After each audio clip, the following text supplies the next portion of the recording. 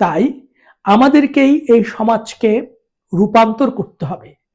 এই 40 জন মানুষকে যারা প্রতিদিন আত্মহত্যাকে বরণ করে নেয়, তাদেরকে বোঝাতে হবে, তাদের জন্য সমাজটাকে এমন করে তৈরি করতে হবে সে যেন ফিল করে যে মৃত্যু কোনো সমাধান নয়, আত্মহত্যা কোনো আসলে জীবনের চেয়ে শ্রেয়তর কোনো বিষয় নয়।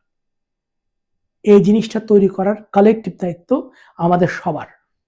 কারণ সমাজ আকাশ থেকে আসে না, আকাশ থেকে পড়ে না, মাটি থেকে গজায় না। সমাজ আমরাই নির্মাণ করি। আমরা সবাই মিলেই এই সমাজটাকে নির্মাণ করি, যে সমাজ প্রতিদিন 40 জন মানুষকে আত্মহত্যা করতে বাধ্য করে। কেননা কেউ শখ করে আত্মহত্যা করে না।